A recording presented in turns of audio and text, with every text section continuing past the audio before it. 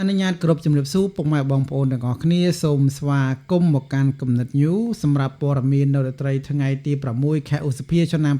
2026នេះខ្ញុំមានព័ត៌មានថ្មីក្តៅតនហេតុការណ៍ដើម្បីជម្រាបជូនពុកម៉ែបងប្អូនព័ត៌មានយើងនៅរាត្រីនេះគឺពាក់ព័ន្ធទៅនឹងករណីទី1គឺព័ត៌មានពាក់ព័ន្ធទៅនឹងរឿងរ៉ាវដែលកំពុងតែមានភាពចម្រូងចម្រាសគឺរឿងរ៉ាវត្រីខកំប៉ុងនៅប្រទេសថៃបាទ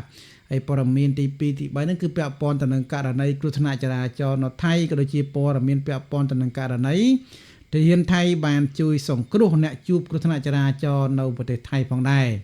មែនទេតោះនេះគ្រាន់តែជាការសង្ខេបព័ត៌មានតែប៉ុណ្ណោះបាទមិនមែនជាព័ត៌មានលម្អិតទេខ្ញុំគ្រាន់តែចេញព័ត៌មាននៅក្នុង Channel YouTube មួយនេះដើម្បីធ្វើការសង្ខេបជូនបងប្អូនបាទបងប្អូនចឹងព័ត៌មានពាក់ព័ន្ធទៅនឹងរឿងរ៉ាវដែលកំពុងតែល្បីនេះរឿងរ៉ាវត្រីខកំប៉ុងបាទហើយពេលនេះថៃបានធ្វើការបកស្រាយផងដែរបាទពាក់ព័ន្ធទៅនឹងបញ្ហាត្រីខកំប៉ុងហ្នឹងដែលបងប្អូនយើងបានដឹងហើយគឺធម្មតាត្រីខកំប៉ុងគេប្រើប្រភេទត្រីសមុទ្រអញ្ចឹងទៅដើម្បីយកមកធ្វើជាត្រីខកំប៉ុងដើម្បីលក់ចែកចាយដល់ពលរដ្ឋដែលរស់នៅតាមជនបទឬក៏ក្នុងទីក្រុងទីផ្សារអីចឹងទៅប៉ុន្តែតម្លៃនៅប្រទេសថៃធ្វើត្បិតតែមានរោងចក្រផលិតត្រីខកំប៉ុងក៏ពិតមែនប៉ុន្តែពេលនេះគេរកឃើញថាគឺបានប្រើប្រាស់ត្រីឡាប់យ៉ាដើម្បីធ្វើជាត្រីខកំប៉ុងទៅវិញបានអញ្ចឹងបានន័យថាមិនមែនជាត្រីទឹកសាបទេ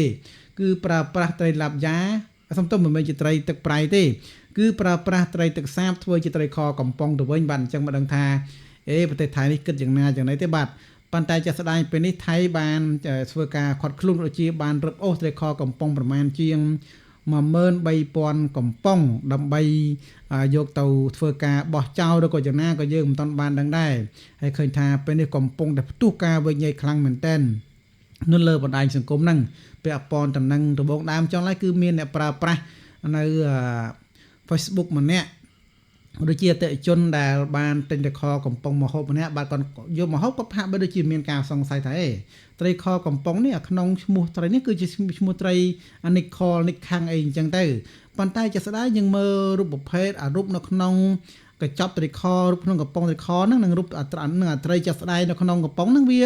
ខុសគ្នាបាទវាហាក់បីដូចជាត្រីទឹកសាបហាក់បីដូចជាត្រីមាត់ខ្មៅត្រីទីឡាប់យ៉ាអញ្ចឹងទៅអញ្ចឹងហើយបានមានការផុសទៅក៏មានការវញែកខ្លាំងតទៅមានការវិញ្ញាហើយក៏សមត្ថកិច្ចបានចុះទៅដល់ទីតាំងរោងចក្រកាត់ហេតុហ្នឹងគឺធ្វើការពិនិត្យវិจัยទៅឃើញថាពិតជាមានប្រើប្រាស់ត្រីខុសប្រភេទក្នុងរូបពិតប្រកបមែនបាទអញ្ចឹងហើយទៅធ្វើឲ្យមានការខាត់ក៏ជាធ្វើការរឹបអូសយកត្រីខទាំងអស់តែម្ដងពីរោងចក្រហ្នឹងហើយពេលនេះគឺមានការបិទដំណើរការអីហើយបាទហើយក៏កំពុងតែដោះស្រាយបញ្ហានឹងផងដែរយ៉ាងណាប្រទេសថៃមួយចំនួនធំដែលបានហូបត្រីខកំប៉ុងដែលផលិតពីត្រីឡាប់យ៉ាហ្នឹងក៏កំពុងតែ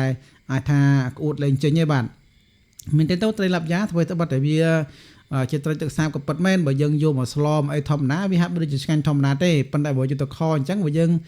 គិតសតហាក់ដូចជាមិនតំណងទេបាទធ្វើទៅបាត់តែវាមិនដឹងថារសជាតិយ៉ាងណាប៉ុន្តែវាមិនតំណងបាទបងប្អូននេះគឺជាព័ត៌មានទី1ពាក់ព័ន្ធទៅនឹងករណីត្រីខកំប៉ុងនៅប្រទេសថៃបាទហើយថ្ងៃ1ថ្ងៃ2ថ្ងៃ3ហ្នឹងក៏មានករណីគ្រោះថ្នាក់ចរាចរណ៍ច្រើនឯនៅប្រទេសថៃមានតាំងពីឆេះរថយន្តផងមានតាំងពីរថយន្តបើករយៈសាំងនៅកន្លះឡានក៏មានការឆាបឆេះទាំងរថយន្តឆាបឆេះទាំងកន្លះឡានហ្នឹងក៏មានដែរបាទឃើញថាមានច្រើនករណីមែនតើមិនត្រឹមតែប៉ុណ្្នឹងទេយើងឃើញថានៅប្រទេសថៃមានករណីគ្រោះថ្នាក់ចរាចរណ៍បាត់ស្ត្រីម្នាក់ដែលបើករថយន្តដឹកការ៉េបើកត្រុកហ្នឹងក៏បានធ្លាក់ចូលទឹកបលាយ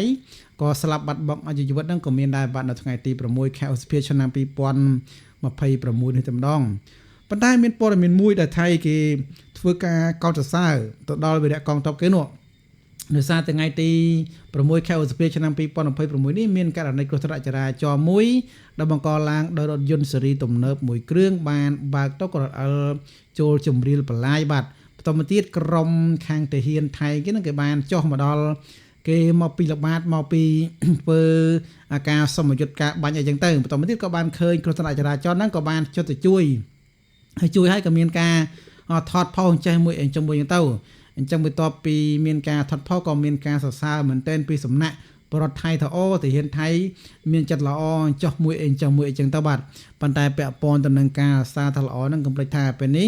អ្នកឯងកំពុងតែឆ្លៀនពៀនទឹកដីកម្ពុជាហើយមួយវិញទៀតពេលនេះថៃក៏បានធ្វើលុបនៅ MOU ឆ្នាំ2001 ឬក៏ MOU 44ដែលមានអាយុកាលប្រមាណជាង25ឆ្នាំចោលដោយឯកតោភាគីហើយបាទយ៉ាងណាកម្ពុជាយើងក៏បានប្រកាសផងដែរថា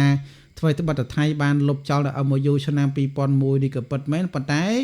គឺអត់ប៉ះពាល់ទៅលើដែលសំទោសគឺអត់ប៉ះពាល់ទៅលើដែនដីអធិបតេយ្យភាពដែនសមុទ្ររវាងកម្ពុជានិងថៃទេបាទមានថាដែនសមុទ្រយើងត្រឹមណាយើងនៅត្រឹមនឹងទេបាទអត់ប៉ះពាល់ទេហើយពាក់ព័ន្ធទៅនឹងការចុះ MOU នេះគឺពាក់ព័ន្ធទៅនឹងការប្រមូលផលអីផ្សេងគ្នារួមគ្នាអីចឹងទៅតែបើថៃគេថារយៈពេលជាង25ឆ្នាំហ្នឹងគឺគេអត់បានផលអីសោះជាមួយនឹង MOU ឆ្នាំ2001ឬក៏ MOU 44នេះបាទបងប្អូនចឹងព័ត៌មាននៅរាត្រីនេះខ្ញុំសូមបញ្ចប់តែប៉ុណ្ណេះសិនចុះបាទគ្រាន់តែចេញវីដេអូមួយកុំបងប្អូនភ្លេចមុខតែប៉ុណ្្នឹងឯងហើយបងប្អូនអាចថាដឹងព័ត៌មានផ្សេងពាក់ព័ន្ធទៅនឹងរឿងរ៉ាវនៅប្រទេសថៃសូមជួយខមមិនប្រាប់ខ្ញុំផងបាទសូមអរគុណសូមគោរពលាជួបគ្នានៅវីដេអូក្រោយ